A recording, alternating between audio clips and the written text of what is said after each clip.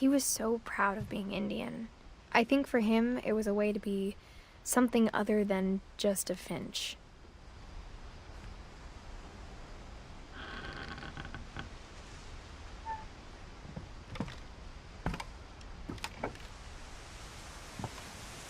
On the way back from Lewis's funeral, my mom told me to start packing. She waited until the day before we left to tell Edie. I'm not sure if she wanted to make it easier or harder.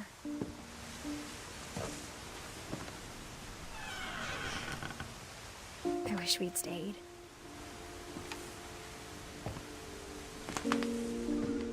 But I understand why we left.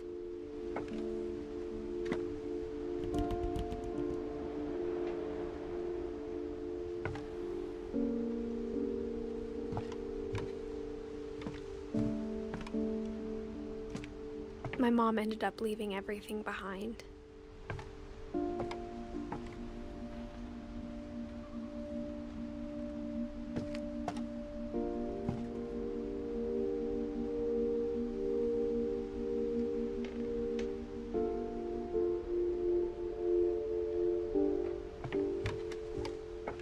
What happened that night had been coming for a long time. Maybe it should have come sooner.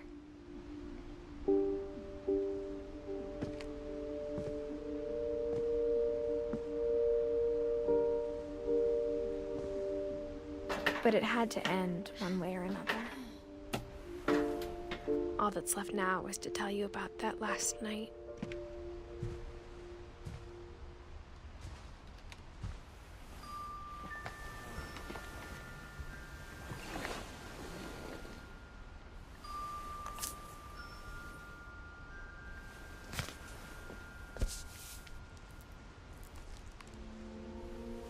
That whole last day, Edie just watched us pack and didn't say a word.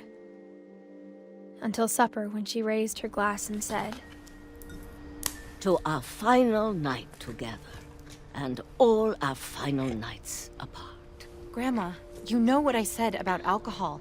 Some of your medications are very Edith, specific. I left a present for you in the hallway. Why don't you go open it? The grown-ups have to argue now. I'm sorry, you're right. We're all leaving tomorrow. Let's just enjoy our last... I'm not leaving. Edith, you're excused.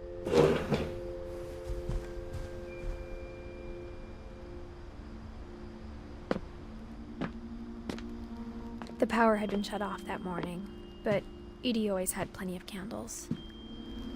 When my mom sealed the library, I don't think she knew about the other entrance. Or that Edie had a key to it.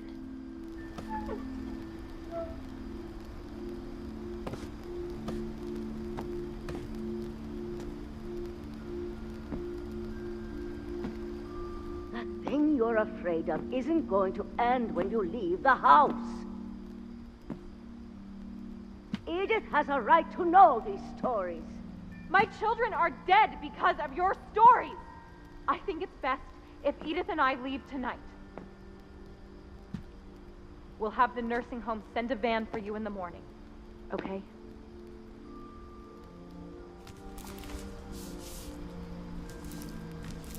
Dear Edith, there's so many stories I wish I could tell you, but there's only time for one. This is about what happened on the night you were born. That night, the tide went way, way out. It was the first and last time I ever saw the old house aground.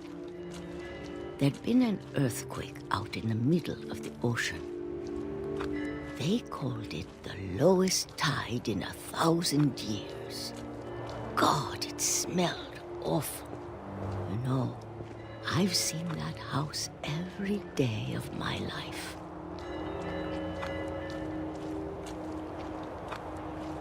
But I never thought I'd go back to it. When the fog rolled in, I lost my way.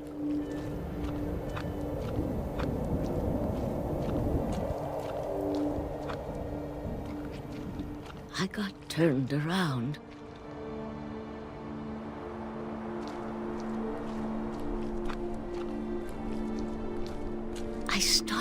seeing things.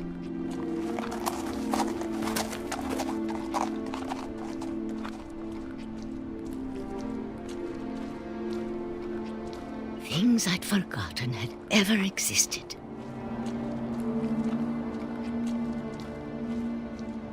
But when I saw them, they felt like old friends. That night, a lot of things came back to me. Or maybe I came back to them.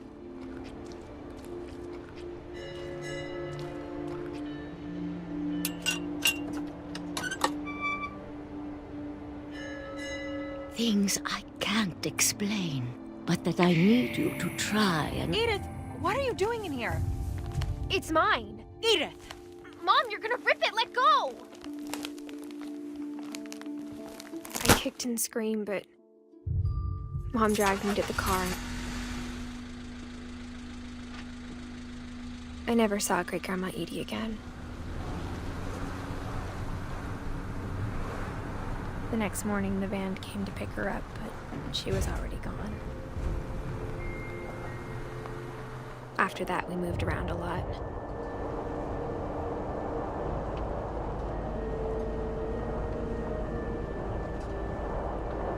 We both tried to make the best of it.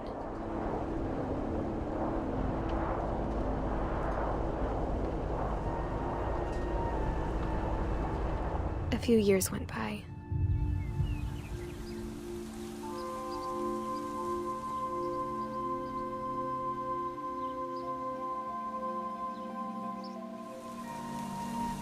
My mom didn't like to talk about it. But she started getting sick a lot. The rest happened pretty quickly.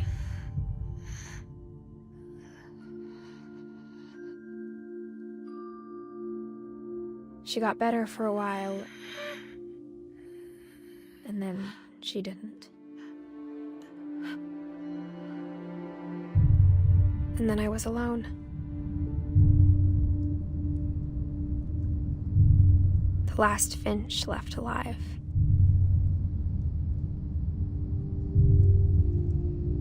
Until I found out about you. I'm still not sure what to tell you about all this. If we lived forever, maybe we'd have time to understand things. But as it is, I think the best we can do is try to open our eyes. And appreciate how strange and brief all of this is.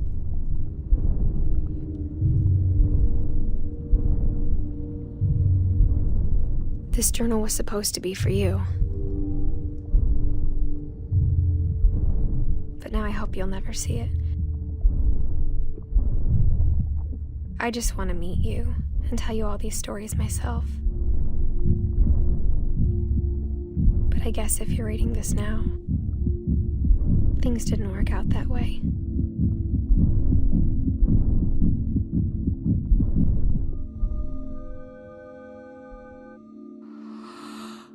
This is where your story begins. I'm sorry I won't be there to see it.